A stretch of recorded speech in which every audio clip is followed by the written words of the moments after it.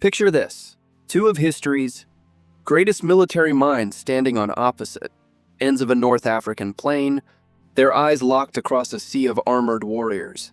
One commander has never lost a battle in 15 years of relentless campaigning. The other, younger by 2 decades, has studied every move his opponent has ever made. On this October day in 202 BC, near the town of Zama, the fate of the Western world hangs in the balance. Which tactical genius will emerge victorious? The answer will reshape civilization for the next 6 centuries. The plain southwest of Carthage, in what is modern-day Tunisia, had witnessed 17 years of brutal warfare.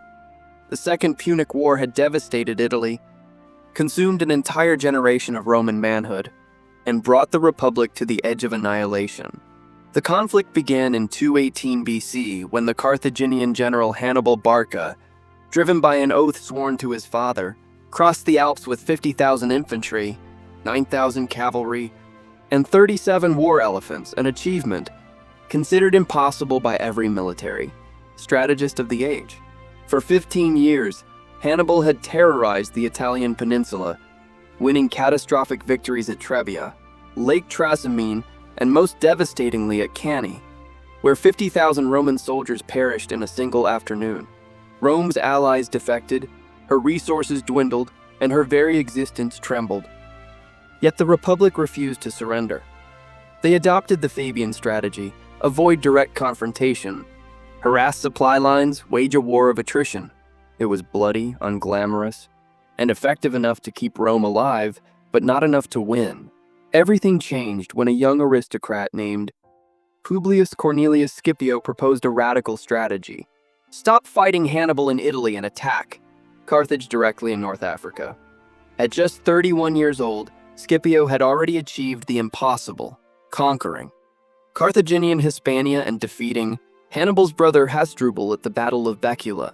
The Roman Senate, desperate and with few alternatives, granted him proconsular command and permission to invade Africa in 204 BC. Scipio's African campaign was a masterclass in psychological warfare and tactical innovation. He allied with the Numidian prince Massinissa, depriving Carthage of its legendary cavalry superiority. He burned enemy camps, won pitched battles at Utica and the Great Plains, and brought the war to Carthage's doorstep. The Carthaginian Senate, facing economic collapse and military defeat, had no choice. They recalled their greatest weapon from Italy. Hannibal Barca returned to Africa in 203 BC after 36 years abroad.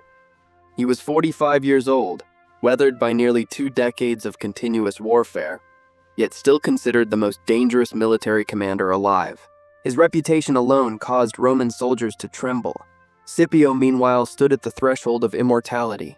Young, ambitious, beloved by his troops, and armed with tactics specifically designed to counter the man who had humbled Rome for a generation. The two commanders met for diplomatic negotiations before the battle, a rare occurrence in ancient warfare. According to the historian Polybius, they spoke with mutual respect, each recognizing the other's genius, but neither would yield. Hannibal demanded Rome abandon all claims to North Africa and Hispania. Scipio insisted on Carthaginian surrender and reparations. Diplomacy failed. Battle became inevitable. The date was set, October 19th, 202 BC. The place, Zama Regia, 5 days' march southwest of Carthage. Hannibal commanded approximately 45,000 infantry and 4,000 cavalry, but his army was a patchwork of desperation. His core veterans, the hardened Libyan spearmen who had bled Rome for 15 years, numbered only 12,000. Disease, attrition, and Rome's relentless counteroffensives had consumed the rest. To compensate, Carthage scraped together 20,000 hastily trained citizen militia, men who had never faced the Roman legion's disciplined fury. Hannibal also recruited 13,000 Ligurian, Celtic, and Balearic mercenaries, skilled fighters but untested as a cohesive force. His most intimidating asset was a war elephant corps of 80 beasts, the ancient world's equivalent of armored tanks. These massive animals, trained to charge enemy formations and trample infantry, had terrorized Roman armies for decades. Hannibal positioned them at his front line, intending to shatter Scipio's formations before the infantry even engaged. But Hannibal faced a critical weakness: cavalry inferiority. His Numidian horsemen, once the finest light cavalry in the Mediterranean, had defected to Rome under Masiniss's leadership. Hannibal could field only 4,000 cavalry against Scipio's 6,000 mounted warriors, a devastating disadvantage in ancient warfare where cavalry determined battlefield control. Scipio's forces numbered approximately 29,000 Roman and Italian infantry and 6,000 Numidian cavalry. His legions were veterans of the Spanish campaigns, hardened by years of combat and fanatically loyal to their commander. Unlike previous Roman generals who treated soldiers as expendable, Scipio trained with his men, shared their hardships, and earned genuine devotion. They called him Africanus even before the battle, confident he would deliver Africa to Rome. His tactical preparation was revolutionary. Scipio had studied Hannibal's tactics obsessively, particularly the double envelopment that destroyed Rome at Cannae. He understood that Hannibal's genius lay in using superior cavalry to attack from the flanks and rear while infantry held the center. To counter this, Scipio devised an unprecedented formation. He arranged his legions in columns rather than the traditional checkerboard pattern, creating corridors through which elephants could pass harmlessly. Behind the infantry, he positioned his cavalry wings under Masiniss's command with explicit instructions: engage Hannibal's horsemen, drive them from the field, then return to attack the Carthaginian rear. The terrain favored neither side. The plains near Zama offered flat, open ground ideal for cavalry maneuvers and elephant charges. No rivers, forests, or hills could provide tactical advantage. This would be a pure test of generalship and troop quality, exactly what both commanders wanted. On the evening of October 18th, both armies camped within sight of each other. Hannibal's veterans, men who had marched from Hispania to the gates of Rome, sharpened their weapons in silence. They had followed their commander through impossible victories and were prepared to follow him through death. Scipio's legionaries sang battle hymns, their voices carrying across the darkening plain. They believed in their general's genius and Rome's destiny. Neither force would retreat. Neither commander would yield. Dawn would bring the climactic confrontation of the Second Punic War, a battle that would determine whether Rome would dominate the Mediterranean for centuries or Carthage would break the Republic forever. October 19th, 202 BC. Dawn broke over the North African plain, revealing two armies arrayed for annihilation. Hannibal positioned his forces in three distinct lines, an unconventional formation designed to absorb and exhaust Roman momentum. His front line consisted of Ligurian and Celtic mercenaries backed by the Elephant Corps. The second line held Carthaginian citizen militia and Libyan conscripts. His precious veterans, the survivors of Cannae and Trebia, formed the third line as a strategic reserve approximately 200 meters behind the main force. Scipio countered with his modified formation. Legionaries arranged in vertical columns with deliberate gaps between maniples. His cavalry wings extended far beyond Hannibal's horsemen. Laelius commanded the Roman and Italian cavalry on the left, while Masinissa led the Numidian horsemen on the right. The Roman trumpets sounded. The Battle of Zama had begun. Hannibal opened with psychological warfare. He ordered his 80 war elephants to charge directly at the Roman center, intending to shatter formations and create panic. The ground trembled as the beasts thundered forward, their mahouts screaming war cries, their armored bulk promising destruction. Roman soldiers had fled in terror from elephant charges for decades. But Scipio's preparation proved decisive. The Roman trumpets and horns blared in deafening cacophony. Legionaries banged swords against shields, creating a wall of noise that panicked many elephants. Simultaneously, Roman velites, light skirmishers positioned in the corridors between legionary columns, hurled javelins at the confused beasts. Some elephants veered into the prepared lanes, stampeding harmlessly through the Roman formation. Others, wounded and terrified, turned back and trampled through Hannibal's own cavalry wings. disrupting the Carthaginian left flank before the battle truly began. Maecenas seized the moment. His Numidian cavalry, witnessing chaos in the Carthaginian ranks, charged into Hannibal's disorganized left wing. Simultaneously, Laelius attacked the Carthaginian right. Hannibal's outnumbered cavalry, already disrupted by rampaging elephants, broke under the assault. Both Carthaginian cavalry wings retreated from the battlefield, pursued by Roman and Numidian horsemen who disappeared into the distance. The elephant charge had failed catastrophically, but Hannibal remained calm. This was his plan. He had sacrificed his cavalry and elephants to isolate the infantry battle, exactly where his veteran experience might prevail. The real confrontation now began. Scipio's legionaries advanced into Hannibal's first line. The Ligurian and Celtic mercenaries fought with desperate ferocity, their long swords clashing against Roman gladi in brutal close-quarters combat. For 30 minutes, the front lines ground against each other in bloody attrition. Roman discipline gradually prevailed. The legionaries fought in rotation, fresh soldiers replacing exhausted ones in a continuous cycle that mercenary forces couldn't match. The Celtic line began to fracture, but here Hannibal's tactical genius emerged. His second line, the Carthaginian militia, refused to support the retreating mercenaries. Following Hannibal's orders, they lowered their spears and prevented their own comrades from retreating through their ranks. The mercenaries, trapped between advancing Romans and hostile allies, were butchered almost to a man. Historians estimate 8,000 mercenaries perished in this phase, their bodies creating a literal wall of corpses. This calculated sacrifice bought Hannibal precious time. His second line now engaged the Romans, who were disordered from pushing through the carnage of the first engagement. The Carthaginian militia fought harder than expected, defending their homeland with fierce determination. Roman casualties mounted. Scipio's pristine formations became ragged, his soldiers exhausted from continuous combat. The battle's momentum shifted. Then Scipio demonstrated why Rome had placed its faith in him. He ordered a tactical pause, a dangerous maneuver mid-battle.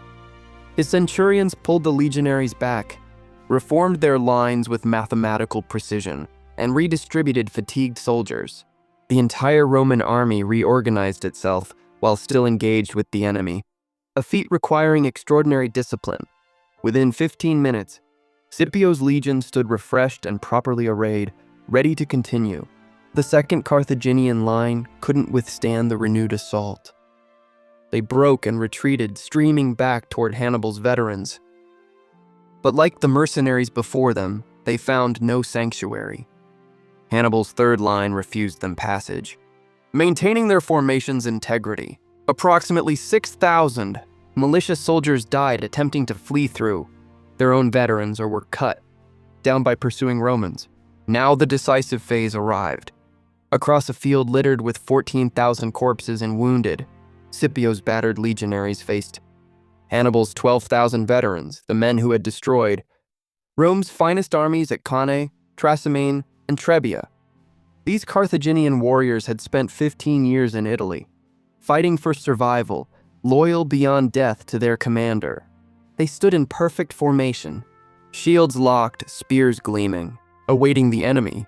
Scipio recognized the danger. His soldiers, despite their recent reorganization, were exhausted from 2 consecutive engagements. Hannibal's veterans were fresh. Worse, his cavalry remained absent, chasing Carthaginian horsemen across the North African countryside. If they didn't return soon, superior Carthaginian experience might yet win the day. The 2 infantry forces collided with horrific violence.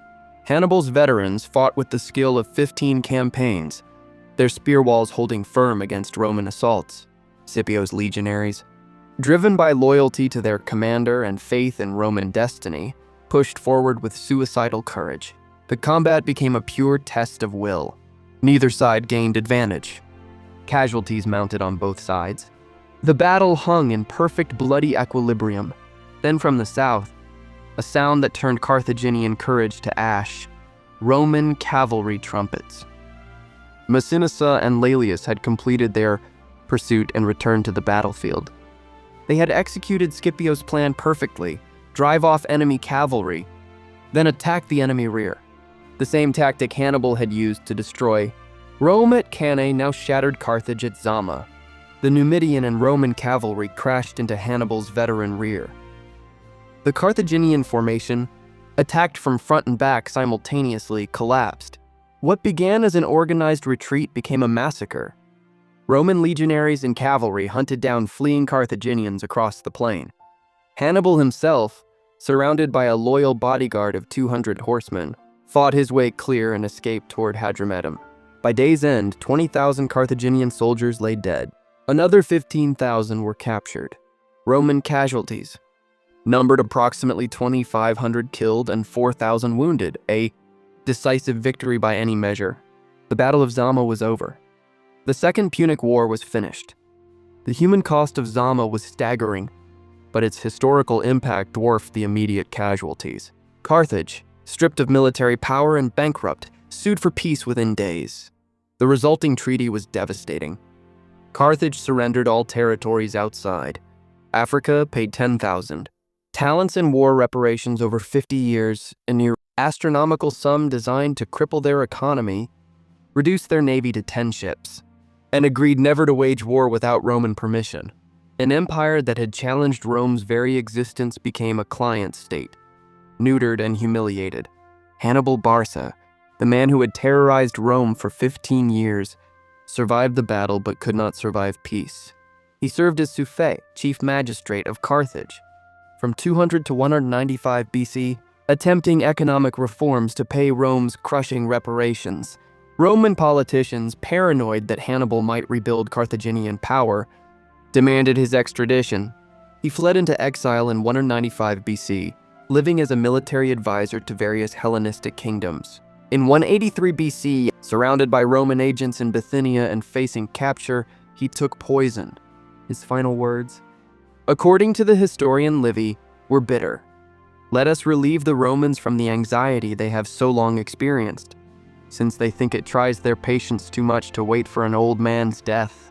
Publius Cornelius Scipio returned to Rome in triumph, awarded the cognomen Africanus, conqueror of Africa. He became one of Rome's most celebrated heroes, his tactical innovation studied by generals for centuries. Yet Roman politics eventually turned against him. Rivals accused him of corruption and embezzling Syrian spoils. Though never formally convicted, he retired to his estate in Liternum in 184 BC, bitter at Roman ingratitude. He died a year later, the same year as Hannibal. Even in death, the two greatest commanders of their age remained connected. Zama's strategic consequences reshaped Western civilization. Rome emerged as the Mediterranean's sole superpower, its military supremacy unchallengeable for 6 centuries. The victory opened the path for Roman expansion into Greece, Asia Minor, Egypt, and eventually across Western Europe.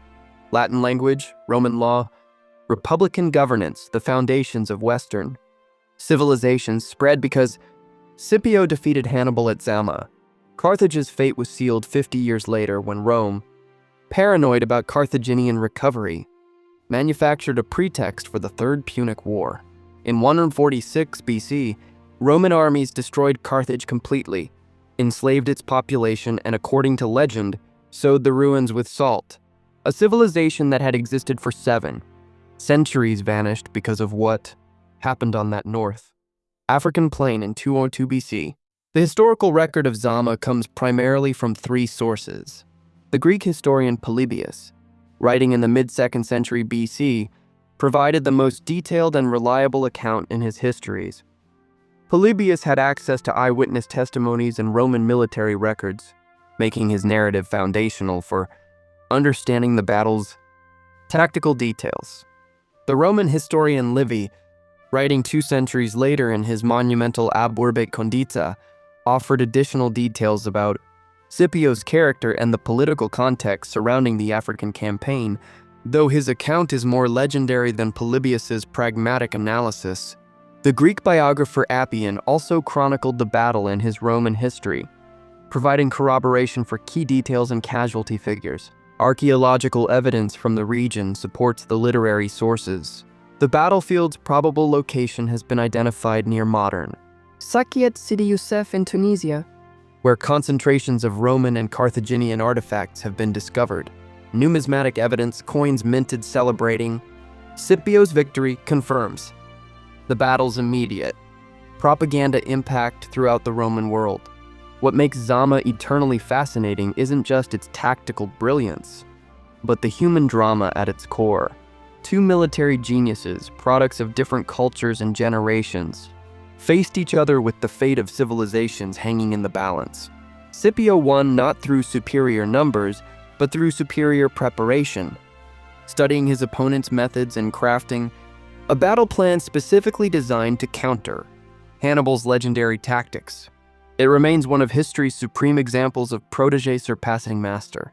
If you found this exploration of ancient tactical warfare compelling, consider the broader question: how many other historical turning points hinged on a single day's decisions? The Battle of Zama reminds us that individual human genius, courage, and preparation can redirect the course of civilization itself.